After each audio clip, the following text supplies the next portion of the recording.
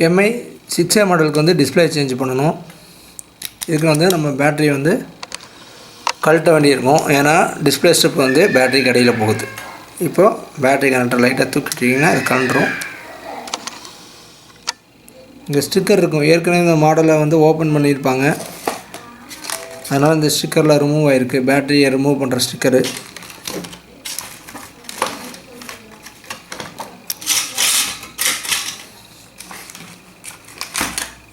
Opener, battery opener,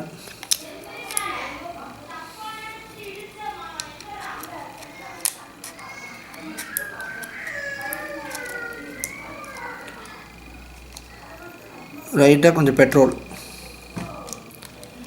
சரி லைட்டாக சேக் பண்ணிங்கன்னா கொண்டு வந்துடும்.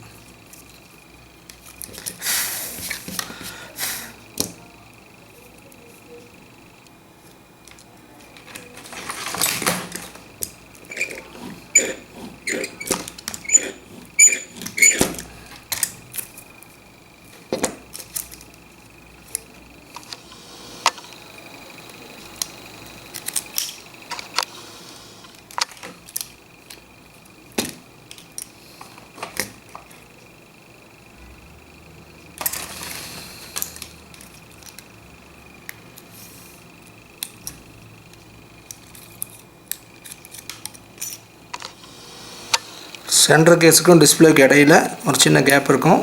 அந்த கேப்பை விரிச்சு விட்டு நம்ம ஏதாவது பிளாஸ்டிக் சீட்டு அது மாதிரி போட்டிங்கன்னா அறுத்து எடுத்துடலாம்.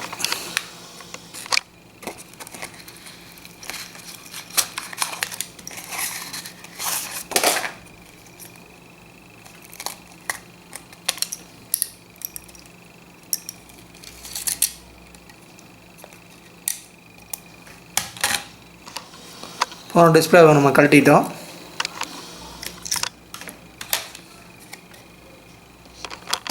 சிக்ஸேக்கு வந்து புது டிஸ்பிளே வாங்கி ஃபுல்லாக செக் பண்ணியாச்சு. Display okay. இப்போ வந்து ஃபிட் பண்ண போகிறோம். சுவிட்ச் ஆஃப் பண்ணிடணும்.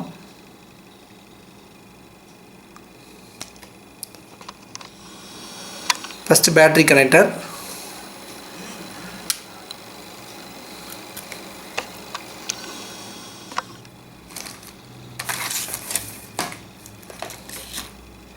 பேட்டரி வெளியே எடுக்கிறோம்.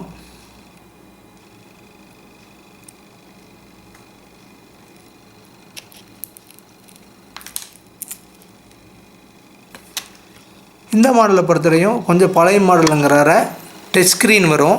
இந்த டச் ஸ்க்ரீனோட ஸ்ட்ரிப்பு தான் இது. இது வந்து சப் போர்டில் வந்து கனெக்ட் ஆகிருக்கும். இதை லைட்டாக தூக்கி விடணும். இந்த போர்டை கழட்டியாச்சு.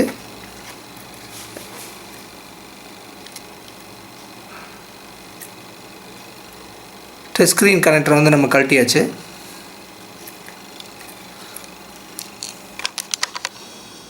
அதுக்கப்புறம் டிஸ்பிளே கனெக்டர் கழட்டுறோம்.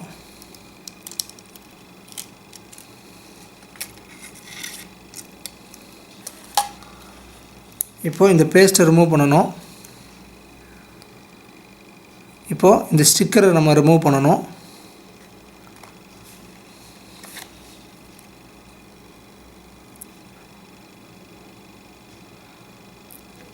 அந்த பேப்பரில் மட்டும்தான் இந்த டியூசர் படணும். போய் இங்கே டிஸ்பிளேக்குள்ளே குத்திடக்கூடாது.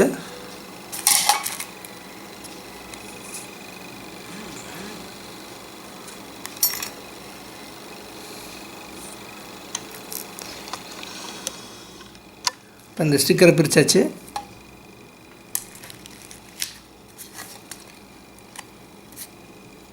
கேஸை க்ளீன் பண்ணலாம்.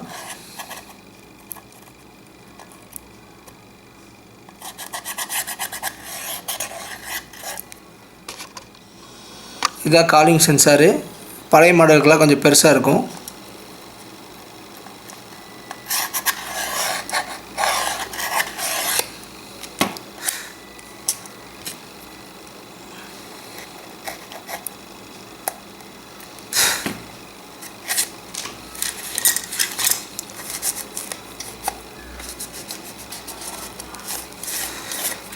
இப்போ இந்த கேஸ் ஒயிட்டாக இருக்கிறனால நம்ம வந்து ஒன்லி ஒயிட் பேஸ்ட் போடணும்.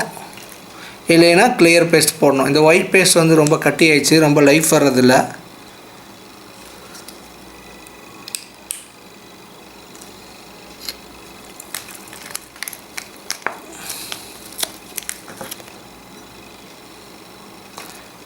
இல்லைன்னா கிளியர் பேஸ்ட் போடுவோம். பிளாக் கலர் பேஸ்ட் போடலாம், பட் இந்த கார்னர் ஃபுல்லாகவே கொஞ்சம் அன்ஃபினிஷிங்காக இருக்கும்.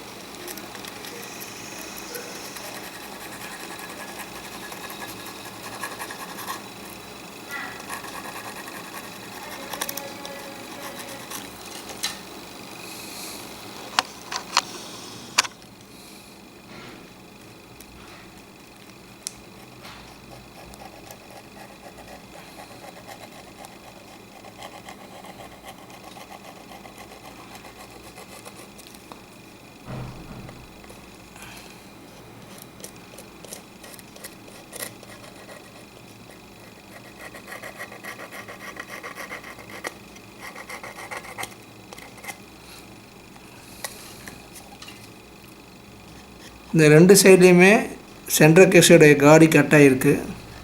இதனால் ஒன்றும் பிரச்சனை இல்லை. இல்லை இன்னும் ஃபினிஷிங் வேணால் நீங்கள் வந்து கேஸ் தான் மாற்றணும்.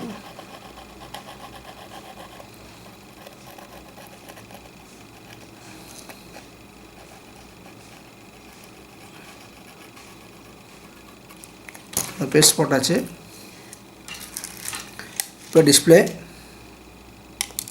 ஃபஸ்ட்டு டிஸ்பிளே ஸ்ட்ரிப்பு, அதுக்கப்புறம் டச் ஸ்க்ரீன் ஸ்ட்ரிப்பு. இந்த கேப்பில் கரெக்டான பொசிஷனை வச்சு லைட்டாக ப்ரெஸ் பண்ணிங்கன்னா லைட்டாக அவ்வளோதான்.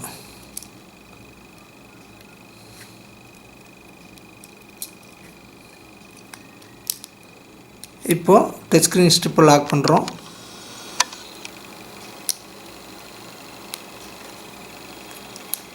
அதுக்கப்புறம் டிஸ்பிளே ஸ்ட்ரிப்.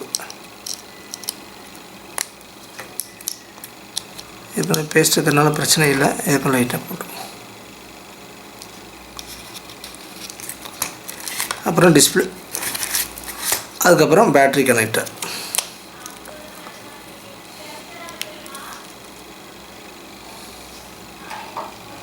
இந்த ரிங்கர், இது ரிங்கர் செட்.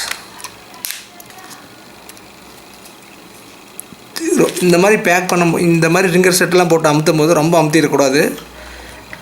இது காப்பி டிஸ்பிளே ஏமாந்தால் இந்த டச் ஸ்க்ரீன் கிளாஸ் வர்ற, மேலே கிளாஸ் வர்றது உடஞ்சிரும். அதனால் செல்ஃபோனை பொறுத்தவரையும் ரொம்ப சாஃப்டாக தான் யூஸ் பண்ணணும்.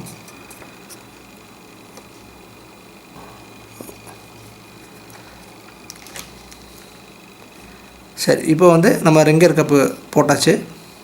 இப்போ ஸ்க்ரூஸ் பண்ணிடுவோம்.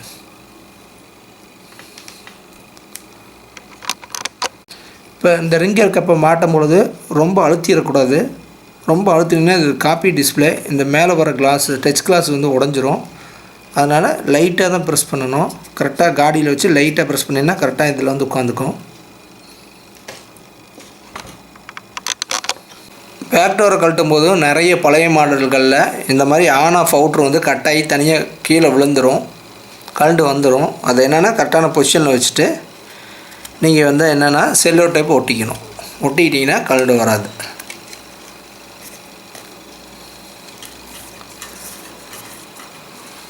செல்லோ டேப் இந்த மாதிரி கட் பண்ணிவிட்டு கரெக்டான அந்த பொசிஷனில் வச்சு நீங்கள் ஒட்டிக்கணும்.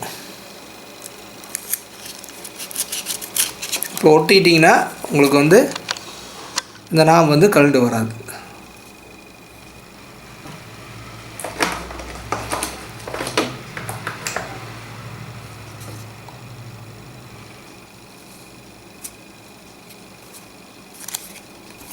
இப்போ நம்ம பேக் டோரை